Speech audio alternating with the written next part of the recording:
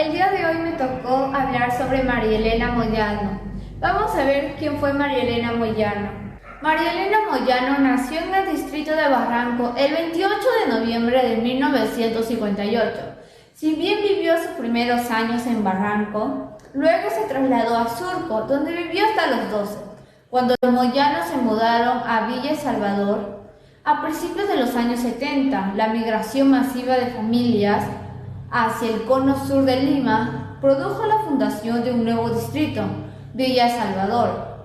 Entre este grupo estaba la familia de María Elena Moyano, quien más tarde se convertiría en una de las principales lideresas de la comunidad e ícono del movimiento social en el Perú. María Elena Moyano fue una luchadora social, dirigente vecinal peruana, representante de la Federación Popular de Mujeres de Villa Salvador y teniente alcaldesa de su municipalidad, conocida popularmente como Madre Coraje. A comienzos de los años 90, la organización terrorista Sendero Luminoso inició una verdadera campaña de asesinatos, atentados y amenazas. El país se encontraba atacado por el terrorismo, mientras la crisis económica y política se profundizaba en el país. El 26 de septiembre de 1901, la Federación de Mujeres desafió a Sendero Luminoso con una marcha pública que se llamó Contra el Hambre y el Terror.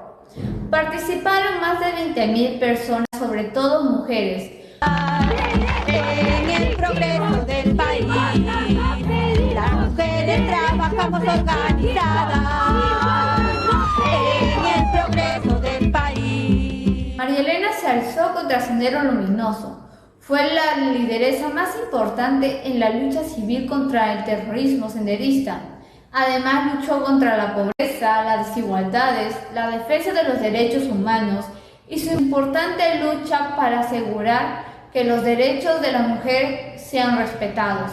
En ese periodo, María Elena siente una posición crítica con Sendero Luminoso y su participación en los procesos políticos de Villa Salvador. Ella es símbolo de la lucha contra el terrorismo. María Elena preparó a las mujeres para conformar luego los clubes de madres y con donativos de diversas instituciones, las mujeres crearon comedores populares vinculados a sus propias redes de abastecimientos.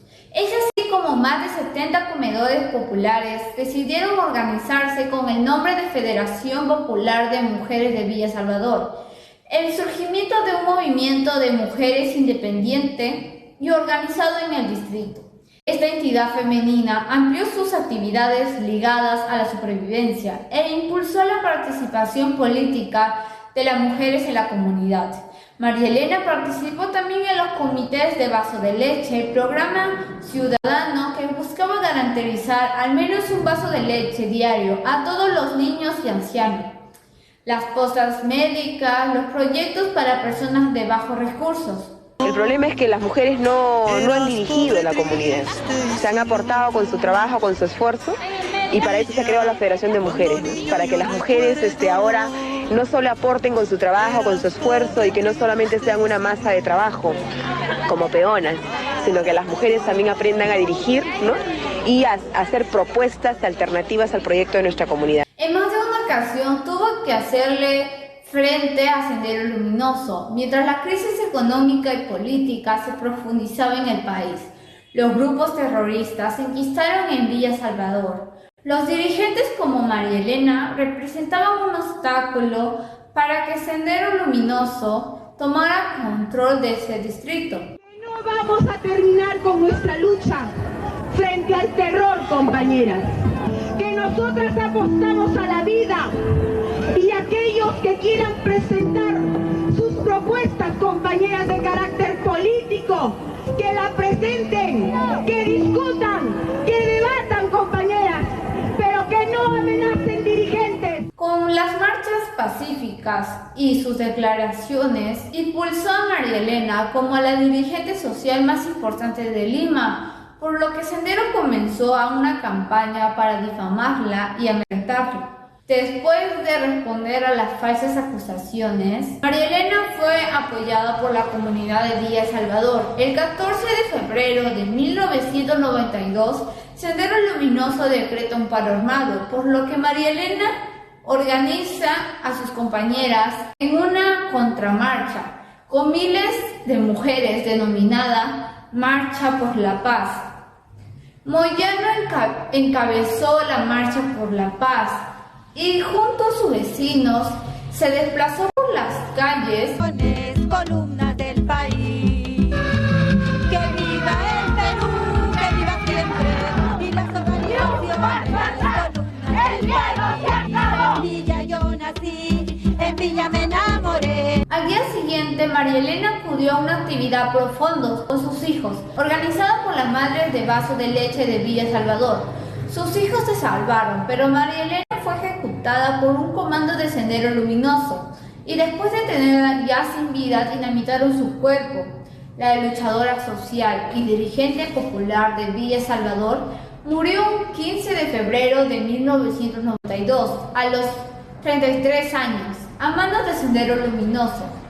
Han pasado 29 años desde que el terrorismo nos arrebató a una heroína popular, una mujer icónica de la lucha social peruana y el movimiento de mujeres. No podemos recordar a María Elena solo por su tragedia.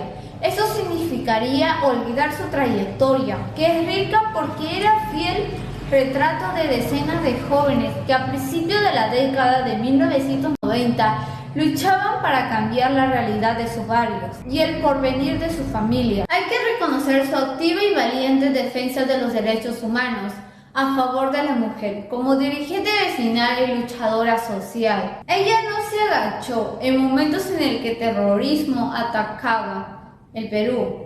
Alzó su voz, fue una de las sobresalientes heroínas de la historia, que no dio su brazo a torcer. Esa sería toda mi presentación sobre María Elena Moyano. Gracias. En Villa tuve a mis hijos, en Villa me divorcié. El día que yo me muera y me lleven a enterrar, saldré de mi sepultura y por mi villa de lucharé. En Villa yo nací, en Villa me enamoré, en Villa tuve a mis hijos, en Villa me divorcié. Buenas noches, profesor. En este proyecto del Bicentenario, a mí me tocó exponer sobre Julia Codecido. Julia Codecido nació el 5 de agosto de 1883. Ella tuvo un papá llamado Bernardino Codecido, su mamá se llamaba Matilde Estenos, tenía 3 hermanas, estudió en el colegio San Pedro. Desde muy pequeña se le notaba ya la pasión hacia el arte, ya que hacía algunas esculturas, algunos paisajes con migaja de pan. Y también ganó el premio en 1977, el Premio Nacional de Cultura. Ahora, estos fueron algunos datos. Cuando viajó a Europa en 1900, por su papá, que era cónsul del Perú en Liverpool y en Burdeos, también a él le gustaba la pintura, así que fue una gran influencia hacia Julia Codecido. Julia Codecido, al viajar a Europa, tuvo se concretó más su pasión hacia el arte, al ver esos museos de Europa y demás. Así que cuando llegó al Perú en 1918, pudo decidirse por la carrera de arte, ya que tuvo que entrar a un taller por 3 meses con Teófilo Castillo y luego en 1919 ya entró a la Escuela Nacional de Bellas Artes, donde en ese mismo año entró a la presidencia Leguía, dando inicio al oncenio del Leguía. Este personaje también tenía el mismo interés que tenía Julia Codecido, o sea, incluir al indígena a la sociedad. Leguía, él lo hizo mediante discursos en quechua, también declaró el Día del Indio que va a ser cambiado por el Día del Campesino. También demostró su interés en la Constitución de 1920, donde cambia la Constitución y se centra en los derechos del indígena.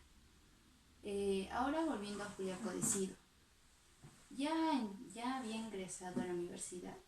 Ahora conoce a su profesor José Sabogal. José Sabogal es el líder del indigenismo. El indigenismo, el movimiento indigenista, trata sobre pintar básicamente al indígena, tratar de realzar su belleza y demás. Entonces, Julia Codicido va a admirar muchas ideas de Sabogal, entonces va a tener una gran amistad con él y también con José Carlos Mariátegui, quien va a tener el libro 7 ensayos de interpretación de la realidad peruana. Su portada va a ser diseñada por Julia Codicido. Julia Codicido se va a inspirar en la cultura chiribaya. Chiribaya, ubicada en Moquegua, donde nació José Carlos Mariátegui. Va a también ser, posteriormente, va a ser nombrada como profesora de dibujo y pintura en su misma universidad donde estudió, en Bellas Artes. Y va a tener una exposición en la Universidad Nacional Mayor de San Marcos. Ahora, en 1960, su estilo va a cambiar a la síntesis. Ella comenzó con pinturas figurativas. Me refiero con figurativas a que va a tratar de imitar lo mismo que ve, va a tratar de plasmarlo en su pintura. Exactamente igual quiere hacerlo. Así que con esto inició, pero hasta 1960 va a cambiarlo por la síntesis. La síntesis es básicamente tratar de hacer la pintura lo más simple posible. No como en cambio en la figurativa tiene que hacerlo exactamente igual, todos sus paisajes debía hacerlo igual, pero en la síntesis no, ella va a hacerlo diferente. Ahora hay una pintura que hay unos cóndores, unos 2 cóndores. Al principio de esa pintura yo no sabía dónde estaban los cóndores, porque solo veía un cuadrado negro y algo así. Así que tuve que investigar y resulta que ese cuadrado negro era el cuerpo del cóndor y la raya blanca era el plumaje en el cuello y había una raya pequeña al frente de esta raya blanca que era su cabeza. En realidad yo no entendía muy bien al principio, por eso tuve que investigar y me pareció gracioso esa síntesis. En esa pintura aplicó la síntesis. Viajó a la selva, donde se quedó muy fascinada con los paisajes, con la gente, su cultura, y va a tratar de pintar, por ejemplo, un hombre pescando en su pequeño barco. Ahí en esa pintura yo vi bastantes colores muy hermosos. A mí me encantó esta pintura, la verdad, cómo pintó al hombre que pescaba y donde estaba ubicado con las redes y los peces. Para mí esa es la pintura que más me gustó de Julia Codicido. Entonces, dicho estos ejemplos, ahora vamos con el mensaje. Para mí Julia Codicido es un gran ejemplo, ya que nos enseña, aparte de sus pinturas, nos enseña a valorar, a respetar y dar amor a nuestros hermanos, que son también los indígenas. Y también nos enseña cómo tratarnos entre nosotros, porque ella no era ninguna discriminadora ni nada. Es más, ella pintaba sobre ellos y resaltaba su belleza. También algo que me gustó mucho es que al elegir esta profesión de la pintura, esta carrera estaba dominada por hombres y ella era una mujer, pero eso no le impidió a seguir con su carrera, seguir con su pasión, con lo que le gusta. Así que también es un buen ejemplo de mujer, de buena persona, y creo que más gente debería saber sobre su historia, y más en esta época donde el respeto hacia nuestros hermanos ha desaparecido por esto de las votaciones, y hemos discriminado varias veces, a veces sin querer y a veces conscientes. Así que creo que mucha gente debería escuchar sobre su historia para reflexionar. Gracias, eso es todo. Buenos días, profesor. Hoy día le voy a hablar sobre quién fue Ciro Alegría. Fue un periodista, político y escritor peruano, nacido en Huamachuco el 4 de noviembre de 1909 y que falleció en Lima el 17 de febrero de 1967. Sus primeros estudios fue realizado en Trujillo, donde tuvo como maestro al poeta y escritor César Vallejo, y donde empezó a colaborar con medios periodísticos, comprometido desde muy joven con la política. Su perteneciente al APRA le valió varias estancias de prisión y su exilio posterior a Chile en 1934. Durante el exilio entre Chile, Puerto Rico y Estados Unidos, Alegría escribe sus obras más conocidas. Reivindica el valor del indígena y cultiva. La novela regionalista destacado El mundo es ancho y ajeno, con la que obtuvo el Gran Premio a Novela Continental en 1941. Ahora voy a hablar de cómo fue militante aprista. A comienzos de 1961, Alegría se afilió al Partido Aprista, formado parte del Comité Ejecutivo del Primer Sector del Norte, con sede en Trujillo. Durante todo ese año estuvo dedicado a labores de propaganda política, que luego pasaron de ser de oposición al naciente gobierno militar del golpista Luis Sánchez Cerro. En diciembre de 1961 fue apresado y retenido en la cárcel de Trujillo hasta 7 de julio de 1932, fecha en que el participante en la llamada revolución lo liberaron junto con todos los demás presos de esta cárcel. Vamos a ver cómo destierró en Chile y sus primeras novelas. Alegría arribó a Santiago el 13 de diciembre de 1964, día en el que era asesinado su compatriota, el poeta José Santos Chocano. Su novia Rosalía la siguió a Santiago después de un matrimonio religioso en Lima, realizado por poderes que Ciro remitió desde Chile. Rosalía viajó a Chile, donde la pareja vivió hasta 1941. Su primer trabajo exitoso fue transformar su cuento El Marañón en la que sería su primera novela, La Serpiente de Oro, con la cual ganó el Chile el concurso literario convocado por la editorial Nacimiento. Ahora voy a decir una frase por el Bicentenario del Perú.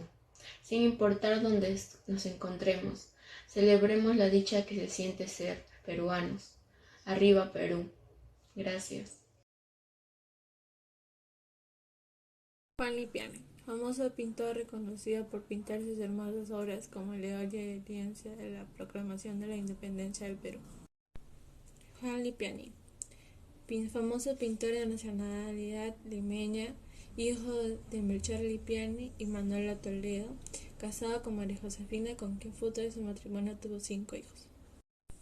Decidió estudiar pintura en Lima.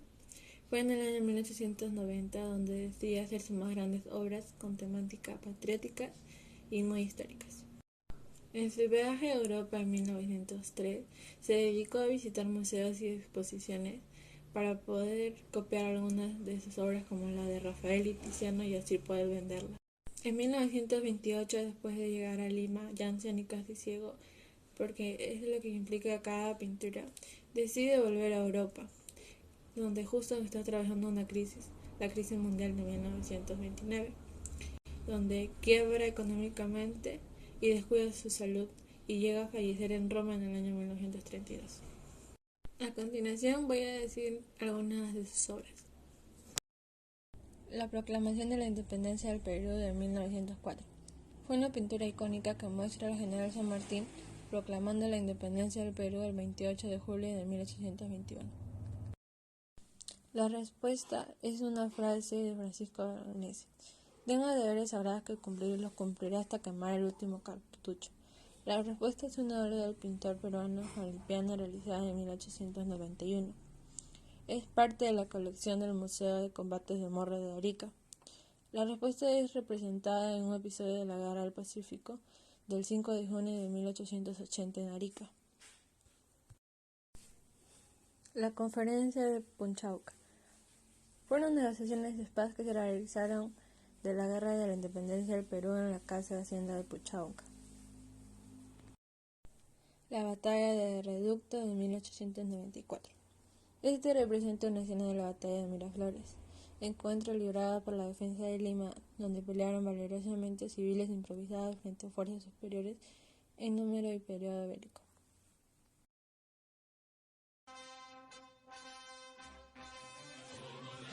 El día de hoy voy a hablarles sobre José Abelardo Quiñones y por qué es importante saber acerca de este personaje en este tiempo que estamos pasando, el bicentenario de nuestra patria. José Abelardo Quiñones nació un 22 de abril de 1914 en el puerto de Pimentel, Lambayeque, hijo de José María Quiñones y María Juana González. Hablando de los primeros años, José Abelardo Quiñones estudió en el colegio primario San José de Chiclayo, donde el director del colegio impulsó la actividad de huelga planeador, a la cual Quiñones, como sus demás compañeros, se vieron atraídos por esta actividad. Sus padres no estaban muy de acuerdo de que José Quiñones quiera ser aviador, así que después de tanto luchar contra la indiferencia de sus padres, en 1935 José Quiñones ingresó como cadete en la Escuela Central de Aviación Jorge Chávez. Ahora sí, hablaremos del acontecimiento que hizo que Quiñones sea proclamado héroe nacional. Fue nada más y nada menos la hazaña que tuvo en la guerra peruano-ecuatoriana. En 1941 estalló la guerra con Ecuador. El teniente Quiñones fue destacado al teatro de operaciones, integrante del 21º Escuadrón de Caza del Aeropuerto Aéreo del Norte. Quiñones, junto con los demás aviadores de la Fuerza Aérea, derrotaron a unas tropas ecuatorianas en la frontera de Tarumina, pero aún quedaban algunos ecuatorianos en Rancho Chico y Quebrada Seca, donde concentraban más su artillería antiaérea. Un dato también para tener en cuenta es que Quiñones había bautizado a su avión como Torito. Bueno, y así fue como un 23 de julio de 1941, la 41ª Escuadrilla, que eran integrantes también del 21º Escuadrón de Caza, despegó de Tumbes al mando del teniente comandante Antonio Alberti, e integrada por los tenientes Fernando Paraúd, José Quiñones y el alférez Manuel Rivera. Y así fue como pocos minutos después ya estaban sobre el objetivo e iniciaron el bombardeo a los puestos ecuatorianos de Quebrada Seca. Y cuando ya estaban a punto de destruir las baterías ecuatorianas, el avión pilotado por Quiñones efectuó por segunda vez el descenso para lanzar las bombas, pero donde fue alcanzado por el fuego antiaéreo ecuatoriano, donde Quiñones estaba contra las cuerdas y en vez de saltar de su paracaídas decidió embestir a las baterías ecuatorianas dentro de su avión, y bueno, así terminó destruyendo a las baterías ecuatorianas y muriendo en el acto. Bueno, y 3 meses después de su deceso, el 19 de octubre de 1941, el coronel del ejército ecuatoriano Octavio Ochoa entregó a nombre de las Fuerzas Armadas de Ecuador los restos del teniente Quiñones, diciendo las siguientes frases: entrego a la Fuerza Aérea del Perú los restos de quien supo honrar a su patria, a su pueblo y a su Fuerza Armada. Mi pueblo rinde homenaje al pueblo peruano, dignamente encarnado en la figura heroica de José Abelardo Quiñones González. Y bueno, como toda persona que es capaz de dejar todo de sí para defender a su pueblo y sobre todo a su país, le hicieron homenajes a Quiñones. El primer homenaje que le pidieron fue que lo declararon héroe nacional del Perú por la ley número 16126 el 10 de mayo de 1966. Y en julio de 1991, por motivo del 50 aniversario de su muerte, el Banco Central de Reserva del Perú decidió que la imagen de Quiñones sea puesta en el billete de 10 soles. Bien, ahora hay que rescatar lo importante y valorar un poco lo que hizo Quiñones, y bueno, no solamente Quiñones, todos los héroes nacionales que dieron la vida por el Perú. Mayormente ellos dan la vida en guerras donde Perú se ve involucrada. Por ejemplo, Quiñones se sacrificó para destruir las baterías ecuatorianas en la guerra peruano-ecuatoriana. Y la verdad es que hay que valorar eso, hay que valorar que hay personas que se sacrificaron por el Perú, que se sacrificaron por ver un país mejor, para que no nos pase nada, para que no le pase nada al país, tampoco para que no le pase nada a su pueblo. Así que lo que deberíamos hacer ahora es ponernos un poco la mano al pecho por el Perú, sacar adelante al Perú, porque no solamente está en manos del gobierno, también está en manos de nosotros poder cambiar el Perú. Yo sé que actualmente no estamos pasando uno de los mejores momentos de la patria, del país. Estamos en un bicentenario que posiblemente no es el bicentenario que nosotros esperábamos, ¿no? Actualmente el Perú no está muy bien. Pero eso, aparte de lo político, también está en manos de nosotros. Deberíamos poner un poco más de empeño para poder sacar al Perú adelante. Debemos de poner nuestro granito de arena para que el Perú sea un país mejor y que seamos un país fuerte, un país con una mejor sociedad. Así que ahora y más que nunca, viva la patria, viva el Perú.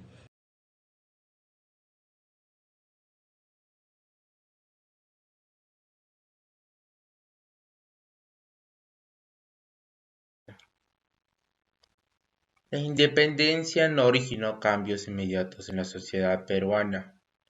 A raíz de la invasión napoleónica de España y la formación de las Cortes de Cádiz, años antes de la proclamación de la República, se dieron una serie de disposiciones liberales que modificaron la sociedad colonial clásica. Al igual que las demás en Latinoamérica, a finales del siglo XIX e inicios del siglo XX apostaron por la búsqueda de un modelo copiado de Europa y Norteamérica, así tratando de imitar estas sociedades, muchas veces menospreciando lo nativo.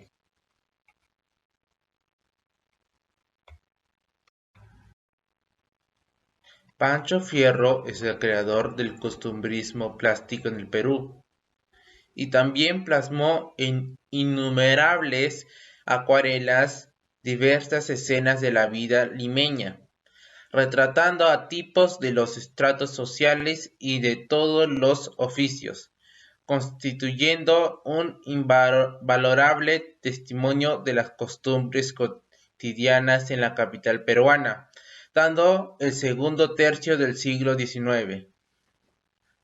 Entre ellas desfilan en sus láminas la jamonera, el turronero, la bañuelera, la placera y el anticochero, el bizcochero, el heladero y danzas como las de chunchos y de las payas.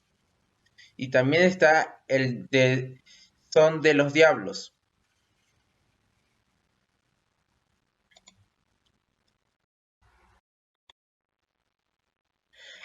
Pancho Fierro buscó resaltar la tradición peruana mediante sus acuarelas, donde nos aporta mediante sus pinturas.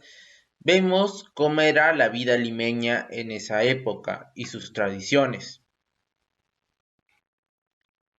Sin importar dónde nos encontremos, celebremos la dicha que se siente ser peruano.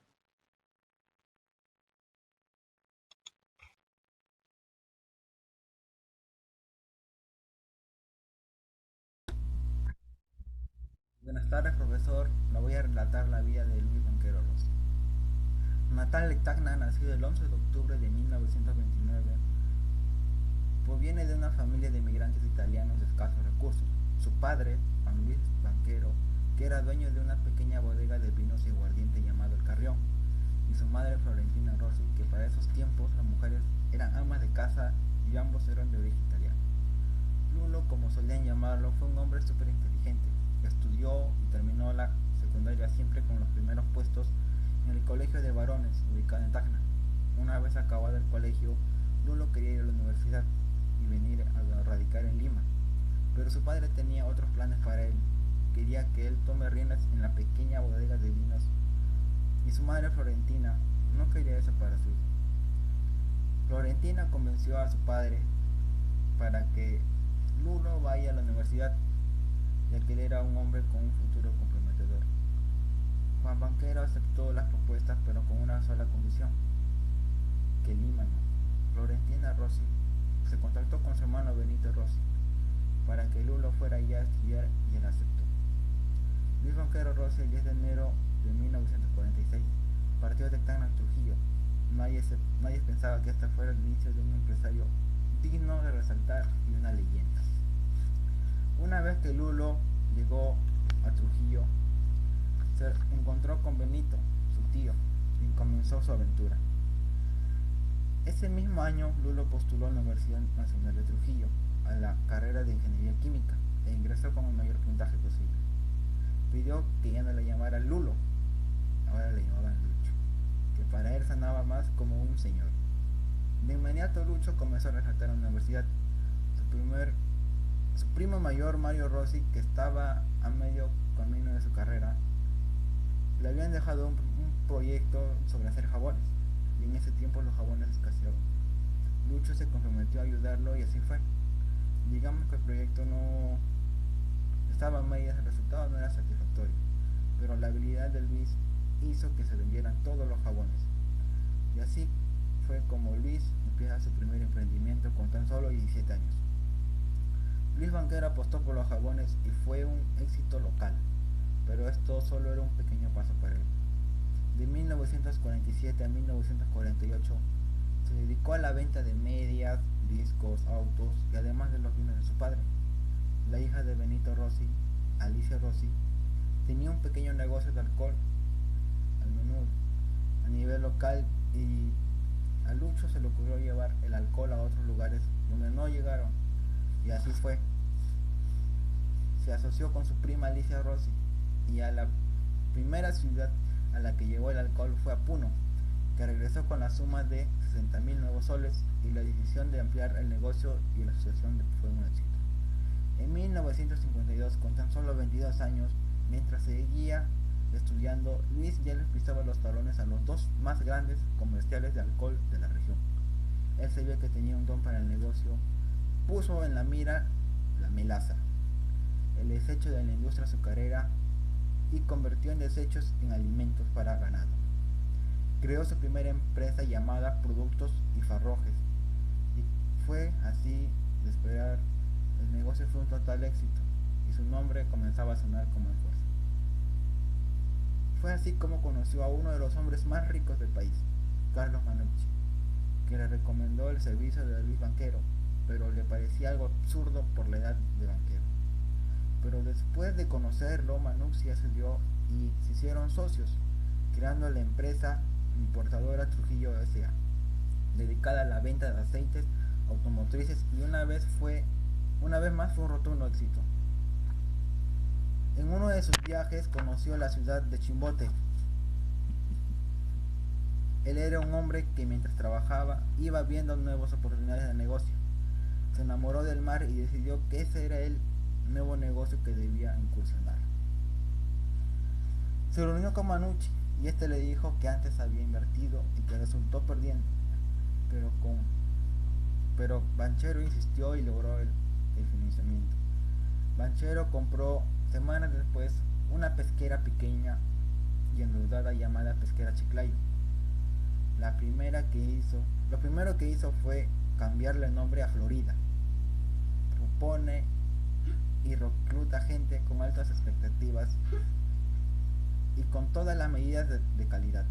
Pagaba por encima del promedio, producía todos los días. Una de las características de Banchero Rossi es que tenía un trato cercano con la gente que trabajaba él. Y un día una noticia inesperada cambió sus planes. Manuzzi, su socio, había muerto. Los herederos no querían saber nada sobre Florida y se rompió la sociedad.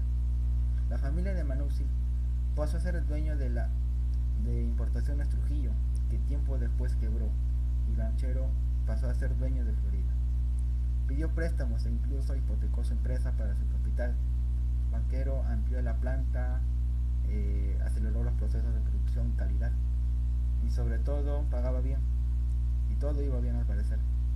Luis Banchero pensó en grande, pensó en importar, creó la empresa pesquera Humboldt, que se dedicaba a la producción de harina de pescado. Como ya es de esperar, su negocio fue un total éxito. Banchero, con 3 meses después, la compañía pesquera lo logró. Años después, esta empresa sería la más moderna del litoral peruano, en 1958. Cuando toda la industria pesquera del Perú tomó el mundo, se dio inicio al boom pesquero. Esto generó competencia internacional con Comergeral, interviniendo y intentaron retomar su control total sobre el mar, y así empezaron los problemas. Comenzaron a monopolizar la harina de pescado y venderlo por debajo del precio establecido. Las empresas pequeñas quebraron y así fue como Perú entró de mano de Banchero a la Asociación Internacional de Fabricantes de Harina de Pescado. Además se formó el Consorcio Pesquero del Perú, que su objetivo principal fue unir a las empresas pequeñas para poder vender como un solo conjunto, o sea, todas las empresas peruanas, y así competir a nivel internacional. El 92.5% de las empresas peruanas se unieron. Banchero fue presidente de la misma asociación, pero la guerra comercial pudo y logró congelar el comercio internacional. Banchero viajó por 2 meses por toda Europa para tratar de resolver el conflicto. La tenacidad y perseverancia de Banchero dio frutos y logró contratos y acabó de converger. Luis Banchero Rossi, con 33 años, estaba muy cerca de ser el número 1 del mundo. Su fortuna era incalculable. Sus fábricas producían más que Noruega y otros países juntos.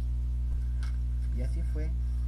En 1961 ya era respetado y reconocido en todo el mundo. Creó Operaciones y Servicios S.A., compañía central que administraba todas sus empresas. Como ya es de costumbre, se incursionó en la prensa periodística y creó la Empresa Periodística Nacional, ubicada en Tacna, y su primer periódico se llamó Diario Sur. Luego se llamaría Correo y se vendió por todo el país.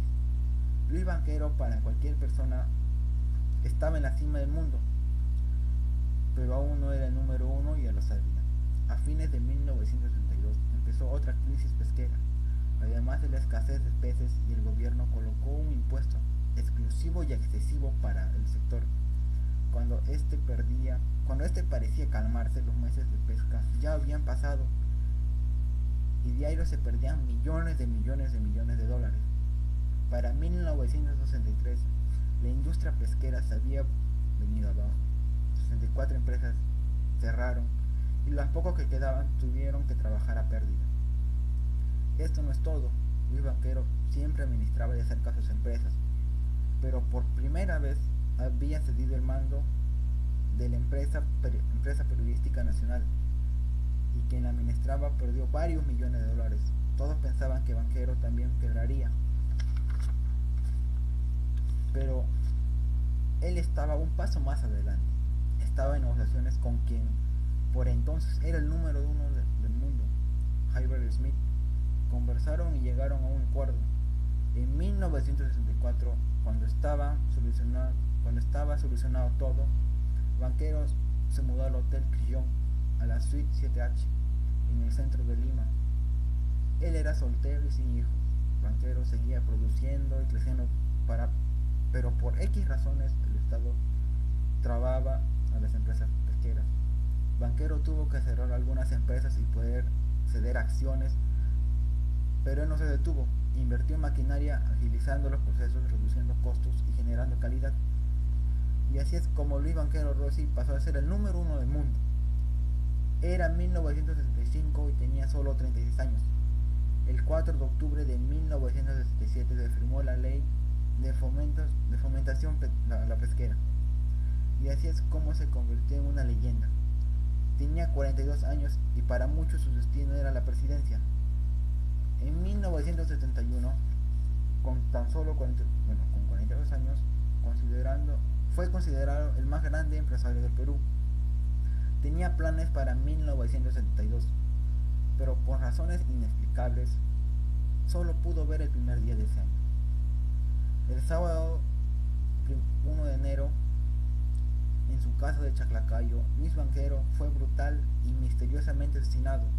Las investigaciones dieron como culpable a Juan Vilca, hijo del jardinero de quien trabajaba en esa casa. Pero es algo absurdo. Vilca era de 1,5 metros y solo tenía 20 años. Y Luis Banquero medía 1,80 m y con 42 años.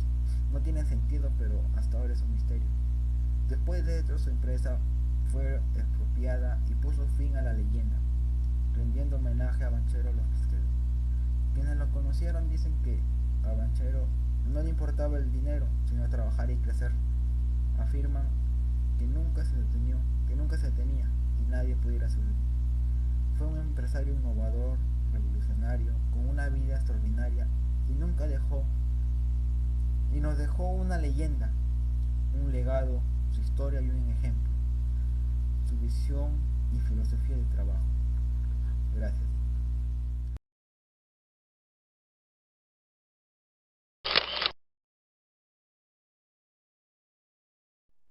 Blanca Leonor Varela González es considerada la mayor voz poética del Perú y una de las más notables de Latinoamérica. Entre sus obras destacan Ese puerto existe, Canto villano, Concierto animal, Luz de día, entre otros. Blanca Varela, nacida en Lima en 1926, estudió Letras y Educación en la Universidad Nacional Mayor de San Marcos, donde ingresó en 1943, llegando ella a ser integrante del movimiento cultural de la década de los 50, década que dio inicio a la modernización de la narrativa peruana, enmarcada en el contexto histórico del golpe de Estado de Manuel Odría y su posterior autoelección como presidente del Perú, y tras la potencialización del movimiento migratorio del campo a la ciudad de nuestro país. Otros integrantes destacados de la década de los 50 son Jorge Eyelson, Julio Ramón Ribeiro, Augusto y Sebastián Salazar Bondi, Manuel Escorza, Javier Sologuren, Emilio Westphalen, Fernando de Cislo, artista plástico con el que se casó en 1949, entre otros. Blanca Varela, junto a Javier Sologuren, Sebastián Salazar Bondi, Jorge Eduardo Eyelson y Antenor Samaniego, fueron conocidos como el grupo neo-vanguardista que designó a Emilio Adolfo Westphalen como guía poético. Tras su matrimonio con el pintor Fernando de Cislo, se trasladaron a París, donde se rodearon de los artistas y escritores que definirían el futuro de la narrativa, las artes y la poesía latinoamericana en el siglo XX, el escritor argentino Julio Cortázar, el poeta nicaragüense Carlos Martínez Rivas y uno de los mejores amigos de la pareja, el mexicano Octavio Paz, quien influenció en la vida literaria de Blanca Varela al animarla a publicar sus poemas, naciendo así Ese puerto existe, poemario que él mismo prologó. Fue él también quien los presentó con Jean-Paul Sartre y Simone de Beauvoir, quienes fueron su referente del pensamiento existencialista. Todas estas experiencias hacen de la obra de Blanca Varela un viaje del surrealismo tardío hacia una poesía de corte existencialista, donde ella misma subraya su identidad como mujer y como peruana. En su obra, relaciona el mundo que la rodea con sus creencias, sus amores y todo lo referente a la vida humana a su poesía. siempre en una búsqueda incansable de la verdad, con ironía y con irreverencia. Todo en ella se opone a las imágenes de lo sublime y lo perfecto. Así, ¿el canto es villano o la vida una suma de ejercicios materiales? Toda la obra de Blanca Varela ha sido traducida al alemán, francés, inglés, italiano, portugués y ruso, demostrándose así el reconocimiento de su obra fuera de las fronteras del Perú. Ella supo imponer un estilo que le encumbró en las letras peruanas, lo que le valió ser reconocida con el Premio Internacional de Poesía Federico García Lorca, 2006, el Premio Reina Sofía de Poesía Iberoamericana 2007, así como el Premio Octavio Paz de Poesía y Ensayo en el año 2001. Fue fundadora de la poesía contemporánea en el Perú, ubicada en el mismo lugar que los poetas varones. Su legado es el de una mujer valiente que se asume en la vida sin un dios que la guarde y además desde el cuerpo femenino. Por ello, su aporte a nuestra cultura, resaltando nuestra identidad como peruanos, es invalorable y por consiguiente es una compatriota que realza esta celebración histórica del bicentenario de nuestro país. En estas fiestas patrias, en que celebramos el bicentenario de nuestra independencia, fortalezcamos nuestra identidad como peruanos y unámonos para sacar adelante nuestro hermoso país. Unidos todo es posible.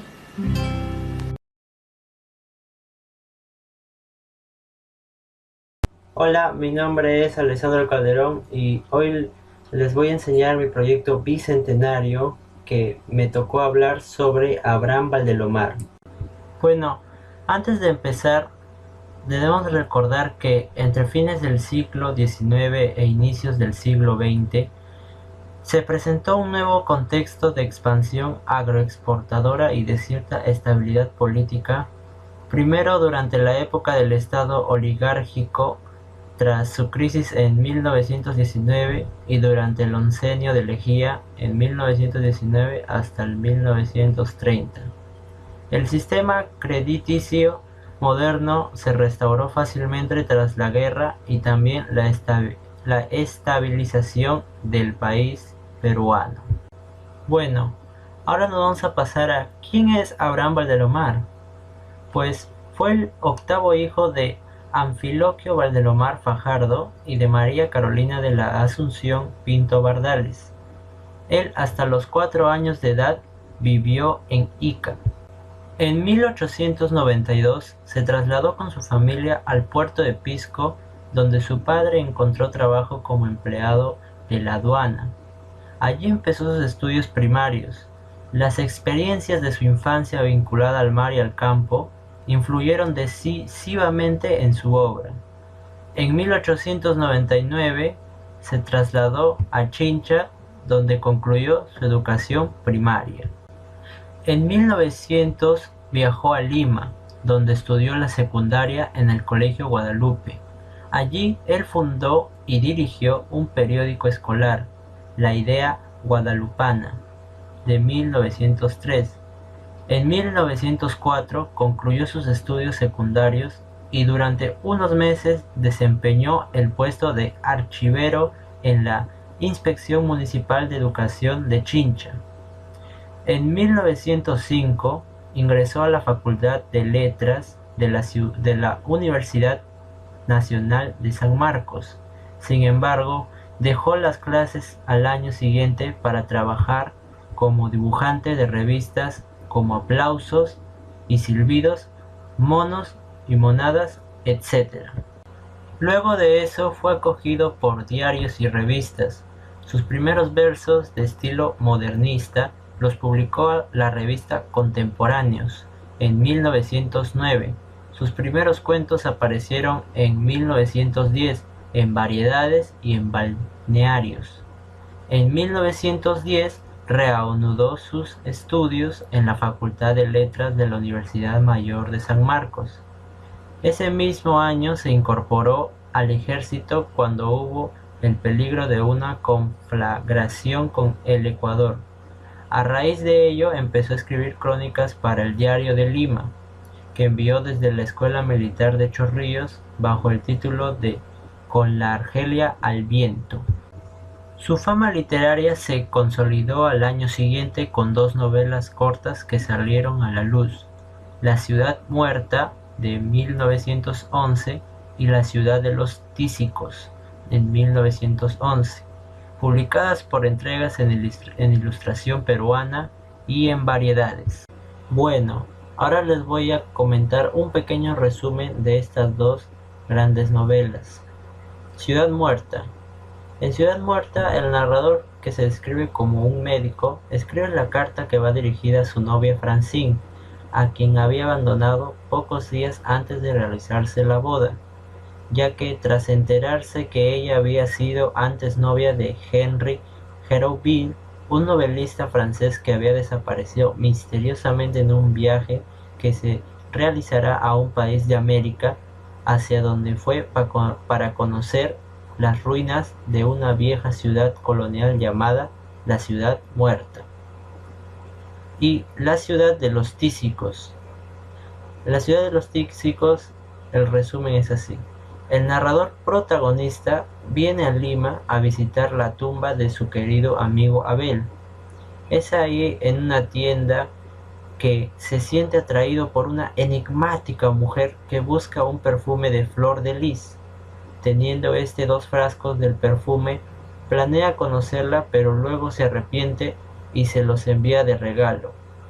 El protagonista visita un museo y comparte con el lector un análisis filosófico sobre la vida, la muerte y la forma de morir, basado en huacos incaicos, para contar que se debe hacer un viaje, debe ir a la ciudad B, que es la ciudad de los tísicos.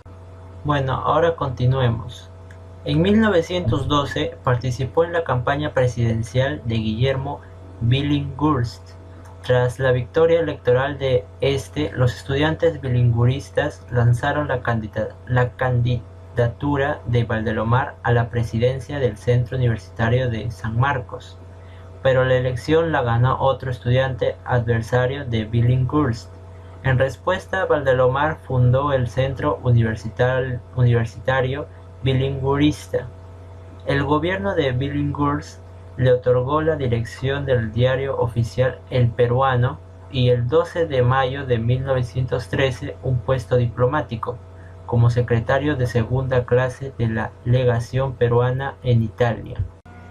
Y antes de partir hacia Europa, Valdelomar se batió a duelo de espada con Alberto Ulloa Sotomayor, representante de los estudiantes limeños que se oponían a la politización de la universidad y que había publicado un artículo de protesta en la prensa que Valdelomar consideró difamatorio. El duelo finalizó sin mayores consecuencias y sin que ambos rivales lograran reconciliarse. Valdelomar se embarcó el 1 de julio de 1913 en el vapor de Ucayali con destino a Roma. Una vez más debió truncar sus estudios universitarios, pero viajó con la intención de retomarlos en Italia. Desde Roma escribió para el diario La Nación de Lima sus crónicas de Roma. Allí también se escribe su obra más importante, cual es El Caballero Carmelo, cuento con el que ganó un concurso literario convocado por el diario La Nación. Bueno, y ahora vamos a contar un pequeño resumen sobre El Caballero Carmelo. Cuenta que durante 3 años el Caballero Carmelo salió victorioso de muchas peleas de gallos. El Caballero Carmelo era el orgullo de la familia y su héroe, pero el tiempo pasó y el gallo perdió su brillo y juventud. El padre de Abraham había pactado una pelea entre su gallo Carmelo y el Ajiseco, que era joven y lleno de vida. Bueno, continuamos. En 1914, tras el derrocamiento de Billinghurst por el coronel Óscar Benavides, renunció a su empleo diplomático y retornó al Perú. Trabajó luego como secretario personal del polígrafo peruano José de la Ribera Agüero y Osma, bajo cuya influencia escribió La Mariscala, biografía novelada de Francisca Zubiaga y Bernales, en 1803 hasta 1835. Esposa del presidente Agustín Gamarra y figura destacada de la política del Perú de inicios de la República. De dicha obra hizo luego una versión teatral con el mismo nombre y en colaboración con su amigo José Carlos Mariátegui. Y ahora vamos a contar un poco sobre La Mariscala. ¿Qué es La Mariscala? Bueno, es un apodo que se le dio a Francisca Zubiaga y Bernales, que fue la esposa de Agustín Gamarra, quien asumió el puesto de presidente en el gobierno peruano en 2 ocasiones. Se llamó La Mariscala por sus proezas personales y sus viriles intromisiones en cuarteladas y revueltas de los primeros años de la República Peruana. Tuvo fama de ser una mujer valerosa e intrépida. Bueno, en 1915 empezó a trabajar como secretario del presidente del Consejo de Ministros del gobierno de José Pardo y Barreda. Se dedicó de lleno al periodismo y la literatura. Se dirigió como un influyente líder de opinión y portavoz de la modernidad intelectual. Colaboró sobre todo con el diario La Prensa, donde tuvo a cargo la sección Palabras dedicada a la política. Desde julio de 1915 hasta su alejamiento del diario en 1918, se hizo popular por sus burlas hacia los políticos. Desde ese entonces también publicó en La Prensa sus crónicas frágiles, donde hizo conocido su seudónimo de El Conde de Lemos. Ya por entonces llamaba la atención de la gente con su atildada indumentaria, sus públicas improvisaciones poéticas y sus galanterías en confiterías y salones de té, como en el famoso Palladies Consort, situado en el Jirón de la Unión, cerca al Palacio de Gobierno, lugar que cobijó a la juventud intelectual de la época. Por lo general formaba dúo con su gran amigo José Carlos Mariátegui. En 1916 fundó la efímera pero influyente revista literaria Colónida y encabezó el movimiento intelectual del mismo nombre, Movimiento Colónida, que cohesionó a una generación de artistas y escritores en torno a la ruptura con el academicismo hispano y la libre renovación de temas y estilos, convocando a las juventudes provincianas a compartir su empeño y estimando con simpatía las nuevas tendencias literarias italianas y francesas. En 1917 empezó a publicar en la revista Mundo Limeño la serie de artículos Decoraciones de Ánfora. Obtuvo el premio del concurso de Círculo de Periodistas con su ensayo La psicología de gallinazo. En Mundo Limeño apareció en 2 entregas su novela corta o cuento largo, Hierba Santa, así como el cuento Evaristo, el sauce que murió de amor. Escribió también su tragedia Verdolaga, de la que solo se conservan fragmentos. En enero de 1918 renunció a la revista La Prensa tras un conato de duelo con su director Glicerio Tazara, a raíz de una suplantación que hicieron en su columna de Palabras. Ese mismo año salió a la luz su colección de cuentos El Caballero Carmelo y su ensayo sobre estética con meditaciones taurinas Belmonte el Trágico. Luego realizó giras y dictó conferencias a lo largo y ancho del país. Viajó a las provincias del norte del país, Trujillo, Cajamarca, Chiclayo, Piura y entre otras ciudades, y se dirige luego al sur recorriendo los departamentos de Arequipa, Puno, Cusco y Moquegua. De regreso a su tierra natal, fue aclamado unánimemente por la población iqueña. Por ello, el 24 de septiembre de 1919 resultó elegido diputado por Ica ante el Congreso Regional del Centro. En una reunión de dicho congreso realizada en la ciudad de Ayacucho, en los altos de una casona, cuando Abraham se disponía de noche y a oscuras a bajar por una empinada escalera de piedra, resbalando y cayendo desde una altura de 6 metros hasta dar de espaldas sobre un montículo de piedras. Como consecuencia de ello, sufrió una fractura en la espina dorsal cerca de las vértebras lumbares, la cual, luego de 2 días de penosa agonía, le causaron la muerte. El 3 de noviembre de 1919, a las 2:30 de la tarde, y con tan solo 31 años de edad.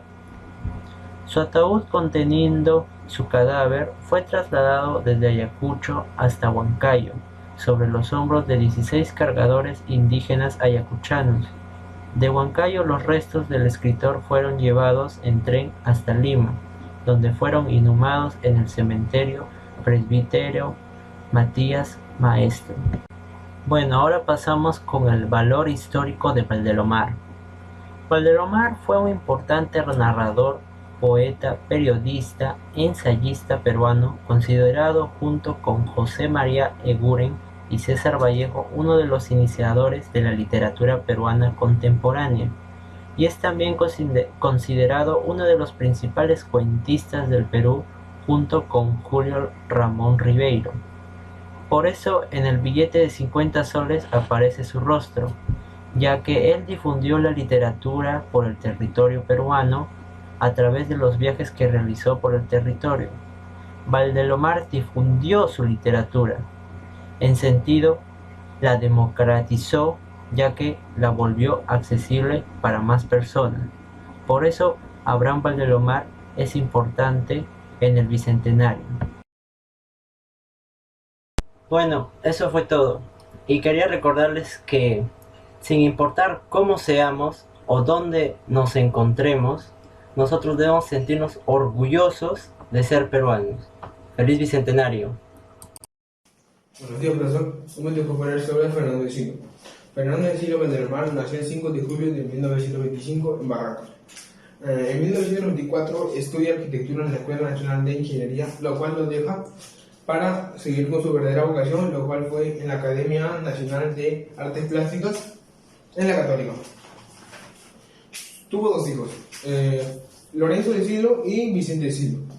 Lorenzo de Silo muere en un accidente aéreo en el vuelo 251 en Pesur, Perú, cerca de Arequipa. Sus padres fueron Wintón de Silo y María Valdelomar Pinto, hija de Abraham Valdelomar. Ellos venían de una clase social alta. Fernando de Silo muere el 9 de octubre de 2017 a los 92 años de edad junto a su esposa María Valdelomar Pinto en un accidente doméstico. Ahora, sus hechos históricos. Fue uno de los primeros artistas visuales en el formato cine. También en 1984 hace una exposición en la sala Luis Miró Quesada con el tema El computador. Ahora, las obras más importantes. Las obras. Mar del Lurín en 1990, Camino Mendieta en el 2000, Icarri en 1968, Paracas de Noche en 1911, El Sol Negro en 1992, Paracas en el 2003, Aquiapampa en 1969 y a la base en 1982. Ahora, sus reconocimientos.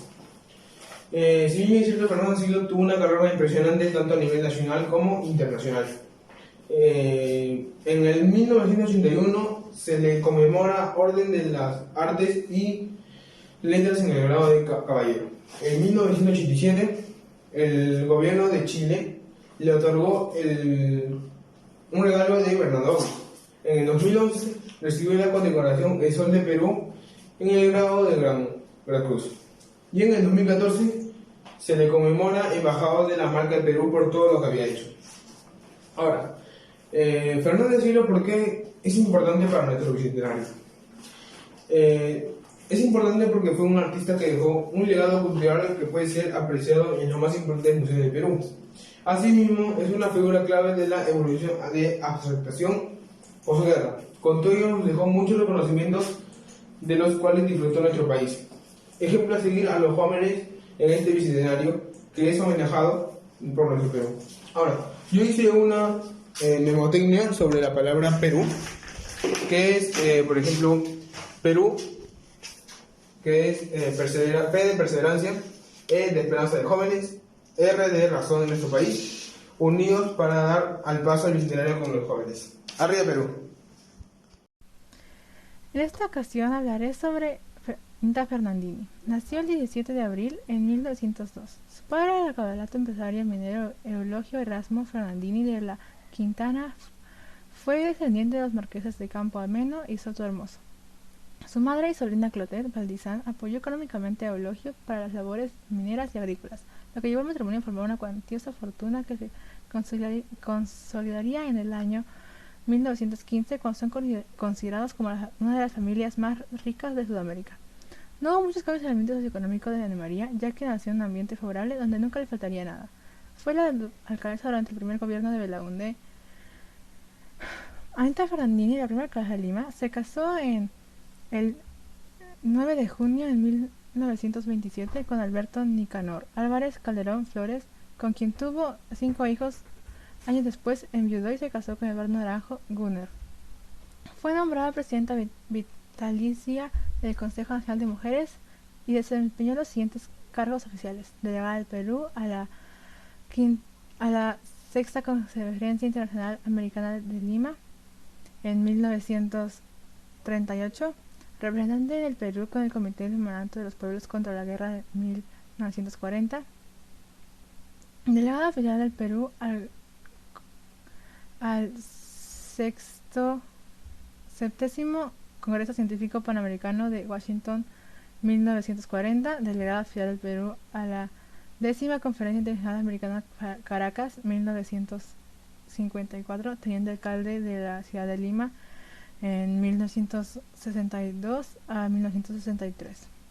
Fue presidenta honoraria y protectora de los institutos culturales peruano-brasileño, peruano-argentino, peruano-boliviano, del Centro Bolivariano y de la Liga de Defensa del Niño Desamparado del Cusco. Fue miembro del honor del Instituto de Ingenieros de Minas del Perú, del Instituto de Cultura Hispánica de Madrid y de la ciudad Prexcon, Les Bruselas, la Asociación de Mérite Franco-Beige Bruselas, Les Violetti Normands, Sociedad Artística del París, Sociedad de las Bellas Artes del Perú Lima, Asociación Nacional de Escritores y Artistas de Lima. Tercer Comité Pro Basílica, agrupación en la cual propuso construir una basílica a Santa Rosa de Lima, para lo cual expropió casas y compró terrenos. Pese a ello, no lo consiguió, ya que fue declarado monumento el convento de Santa Rosa y el dinero recaudado fue al arzobispo de Lima. Fernando Belaúnde tenía un sueño similar y la convenció, cuando coincidieron fugazmente, de alcaldesa y mandatario, de convocar otro concurso con la idea de erigir la mole en lo alto de Cerro San Cristóbal. El proyecto se frustró y Anita tuvo que resignarse a restaurar el viejo convento de la avenida Tacna.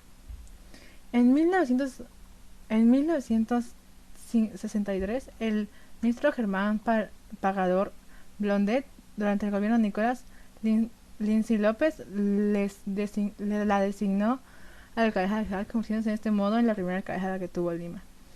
No fue elegida por sufragio, sino designada por la fugaz Junta Militar de Gobierno del general Nicolás Lindsay, reemplazando a José Jacinto Rada, quien renunció a la alcaldía de Lima tras la destitución del general Ricardo Pérez Godoy. Nombrada alcaldesa, una de las principales ordenanzas fue la limpieza de los techos de la ciudad. Durante su periodo edil, prohibió las funciones de estripeace, causando revuelo entre las vedettes. Una de ellas, Elsa Moreno, llegó a su protesta a desnudarse en los portales de la municipalidad. Ciudad Alcaldesa le concedió las llaves a la ciudad a la Virgen del Carmen. Era una típica dama chapada antigua para los renovadores tiempos que ya se vivían entonces. Ella dejó la alcaldía en 1964 y su sucesor fue Luis Bedoya Reyes. En sus últimos años presidió un comité consagrado a la paz mundial y murió en 1982 a los 80 años, y su mausoleo es uno de los hitos de las visitas guiadas del cementerio Presbítero Maestro. Anita Ferrandini fue la primera alcaldesa de Lima. De acuerdo con la época, Anita Ferrandini no tenía una agenda social o política, sino que estaba rodeada de una gran benefactora, defensora de la moralidad pública y protectora del patrimonio. Y sus primeras palabras como alcaldesa fueron: es un señalado honor que se me confiere y que lo considero más que una distinción a mi persona, un homenaje a la mujer peruana. Ella demostró que no solo los hombres son capaces de dirigir la capital del país.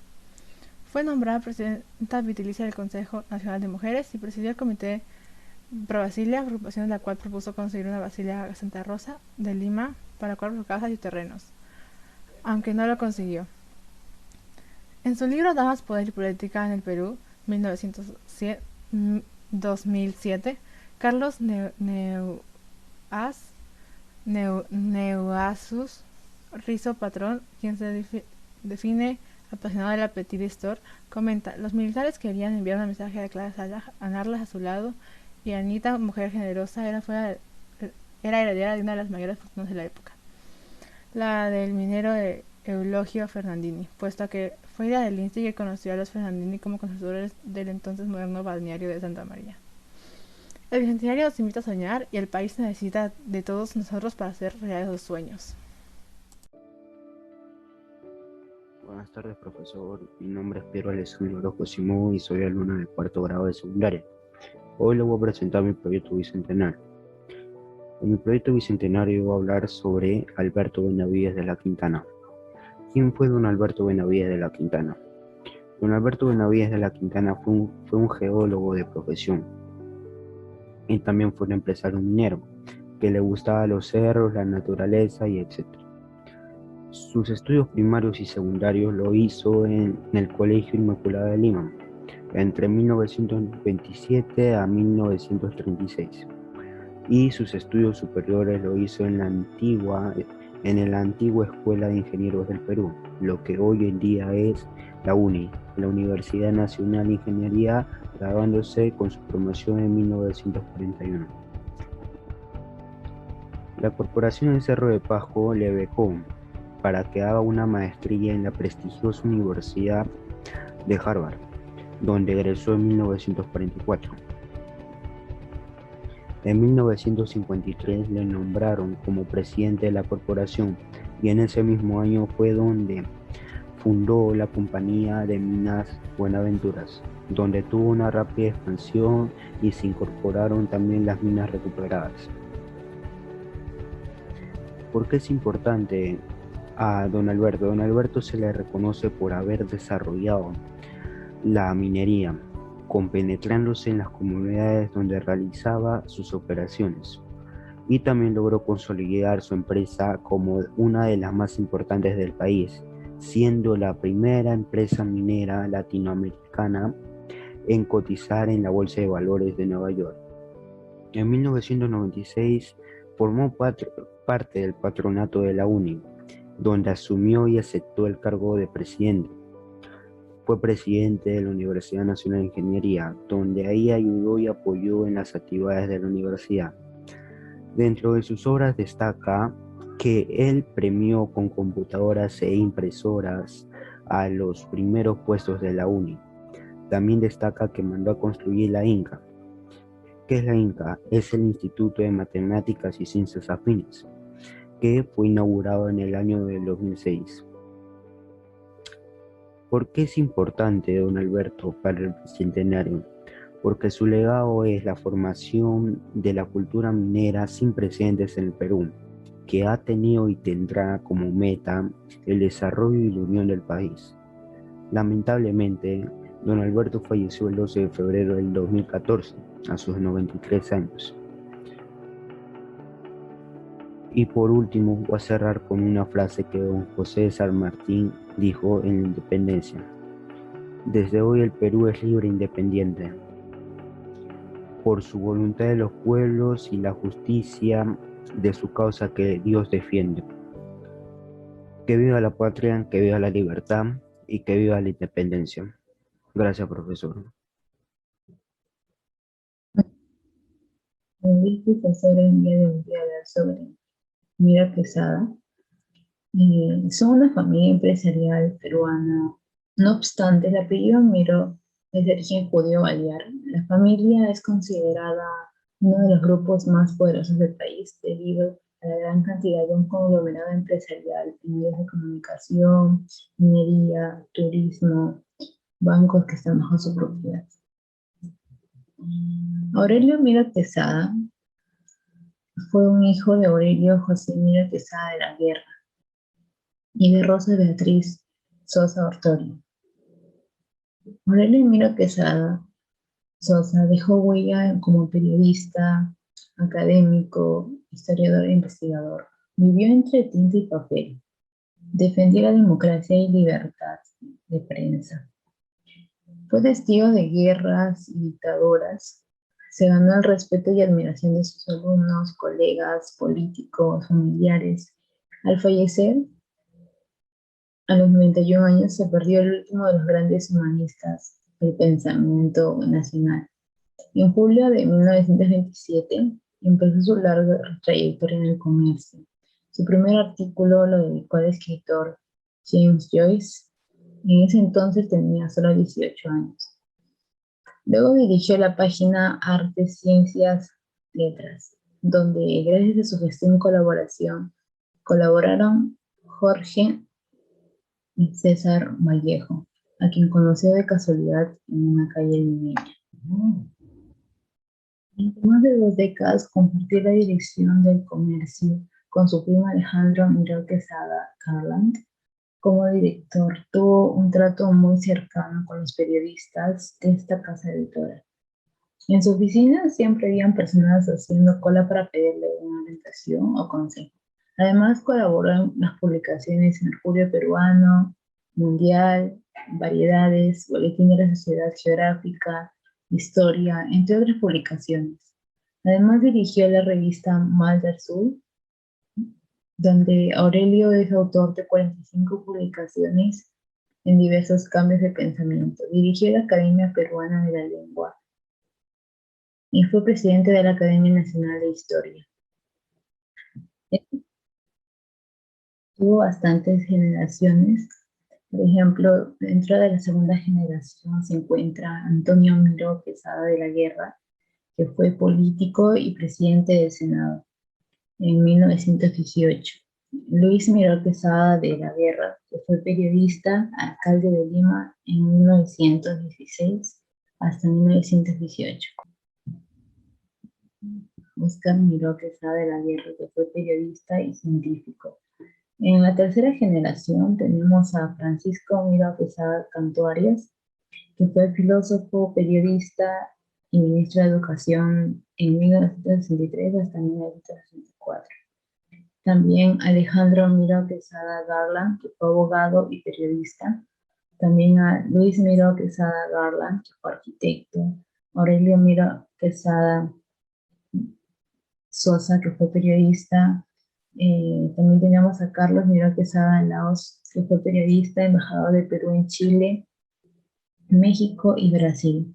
También a Fernando Miró Quesada Bahamonde, que fue militar, ministro de Salud en 1971 hasta 1975.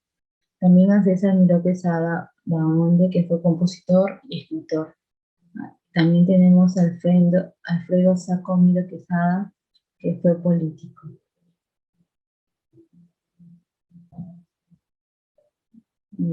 Tenemos a Francisco Miró Quesada Rada, que fue abogado, embajador de Perú en Francia, de 2005 al 2006. También tenemos a Alejandro Miró Quesada Cisneros, que fue abogado y periodista.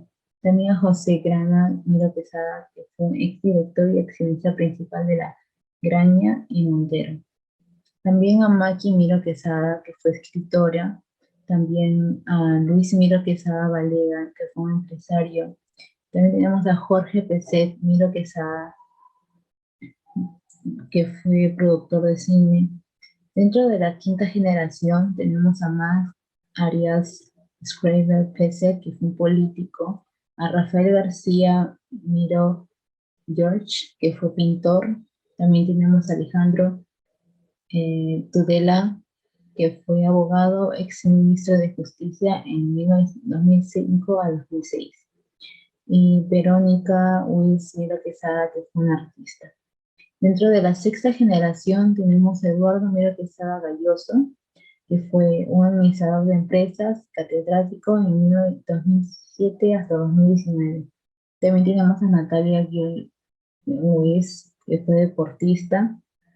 También tenemos a Ignacio Prado García Miro, actual presidente de Grupo del Comercio.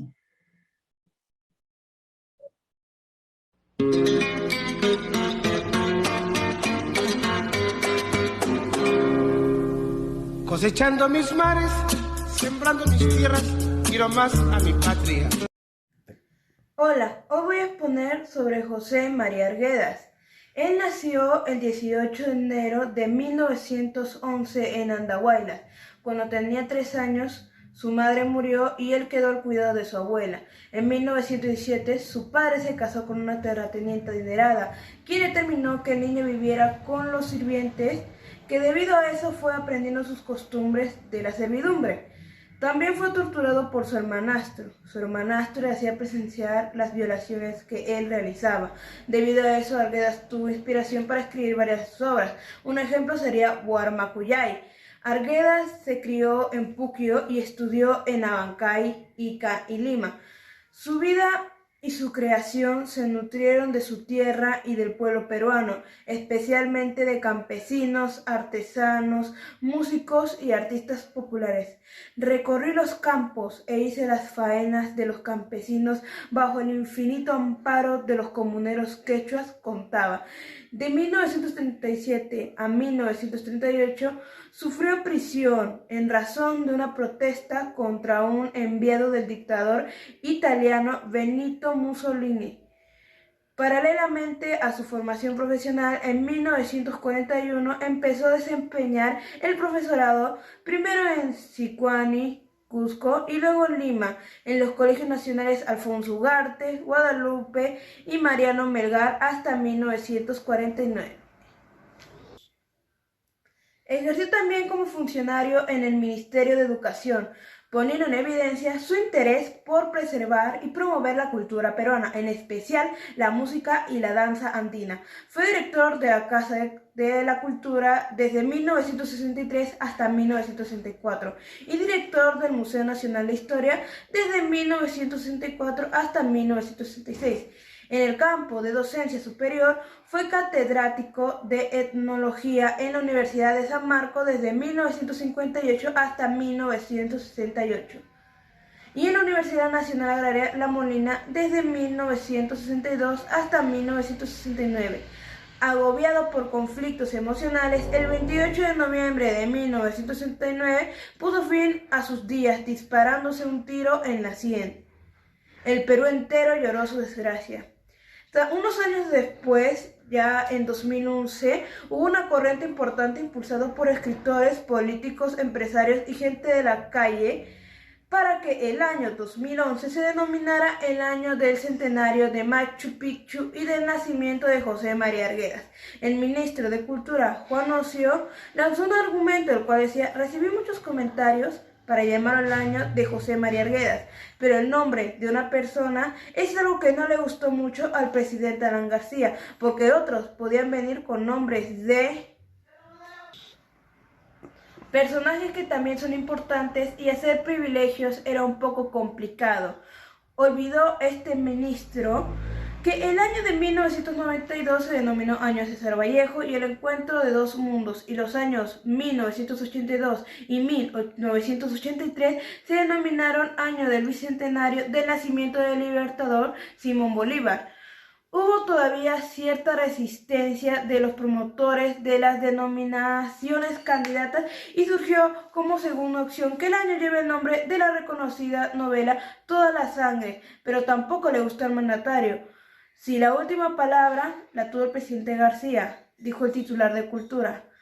Ahora unos aportes de José María Arguedas. El más importante fue rebelarse contra la Real Academia Española de la Lengua oponerse a la dependencia de la lengua. En literatura desechó los 1000 estilos provenientes de Europa, crearon uno nuevo. Sobre todo nos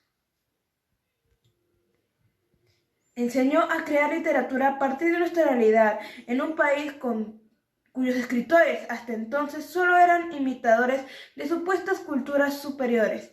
En política, Arguedas advirtió que un país con excluidos no nos conduciría a un buen puerto, que el Perú no solo estaba constituido por los señoritos de origen español, sino principalmente por aquellos cuya raíz estaba plantada en las profundidades de los Andes.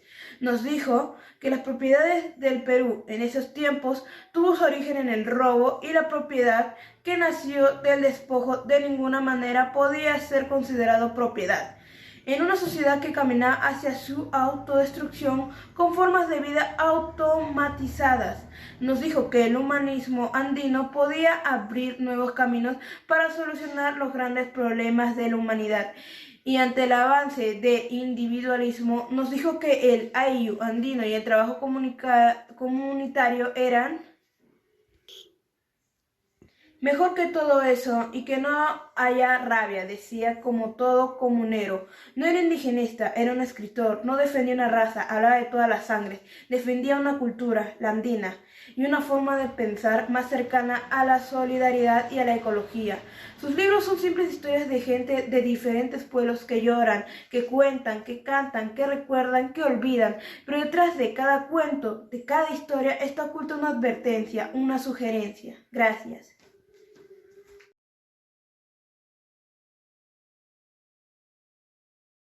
¿Qué tal, profe? Yo soy José Ricardo Cayenes y voy a exponer mi proyecto del Bicentenario. El personaje que me tocó exponer fue Raúl Porras Barrenechea. Raúl Porras Barrenechea nació el 23 de marzo de 1897, en el segundo gobierno de Nicolás de Piérola, el cual se le conoce como la Reconstrucción Nacional por el surgimiento económico, político y social que tenía el Perú después de todos los conflictos pasados, por lo cual Porras vivió gran parte de su vida en un Perú con economía y política estable. A su vez, Porras fue un historiador, crítico, diplomático, hombre de letras y periodista, pero sin duda alguna su vocación principal siempre fue la enseñanza en la Universidad Mayor de San Marcos. Algunas de las afirmaciones que daba el expresidente Fernando Belaúnde Terry eran que él era un hombre con profunda sensibilidad que como historiador enseñó a cultivar la verdad, a investigar los hechos a fondo y a afirmar solamente lo que podía sustentarse con todo rigor y seriedad. Pruebas contundentes de estas afirmaciones son los numerosos libros y hechos que Porras nos ha legado para la posteridad. Uno de los tantos hechos es que descubrió que Inca Garcilaso vivió en Montilla, ciudad de España, hasta sus 52 años. También Porras ingresó como bibliotecario al Ministerio de Relaciones Exteriores en 1922. Uno de los hechos en los cuales participó como diplomático fue la cuestión de Leticia con Colombia, que le tocó desempeñar un papel importante como asesor de nuestros delegados que discutieron en Río de Janeiro los términos del acuerdo que nos sociolará importantes aspectos históricos del litigio. Así como participó en algunos más. Porras dejó muchos aportes históricos, aparte de participar en muchos de estos. Pero otra de las cosas que hizo Porras fue inspirar a mucha gente con su profundo amor a la patria, ya sea que les haya enseñado o simplemente en su manera de actuar. Y esto se ve reflejado en sus discípulos, que lo admiraban mucho, y por esa razón es que este personaje es muy importante para la historia del Perú. Gracias, profesor, espero que le haya gustado y nada.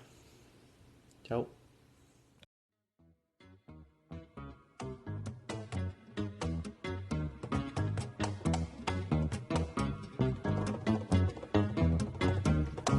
Bueno, Miss, voy a presentar sobre el proyecto de Bicentenario. Esta fecha me tocó exponer sobre Elvira García García. Ella nació en el año 1862 y falleció el año 1951.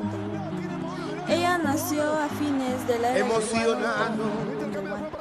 la era de Guano era también llamado como la era republicana de Guano. Fue una época de la historia republicana que consistió en la explotación del guano de las costas de la isla del Perú, que transformaron la economía y la política nacional del Perú. Elvira García García fue una educadora peruana que consagró con pasión de más de 70 años hacia la educación peruana. Elvira García García en 1883 fundó en el Callao el Liceo Peruano Enseñanza para las Señoritas. Allí Elvira García García realizó su labor más importante y destacada durante 20 años. Inicia la reforma para poder mejorar la enseñanza y también modernizar. Creó el primer jardín de niños, formado el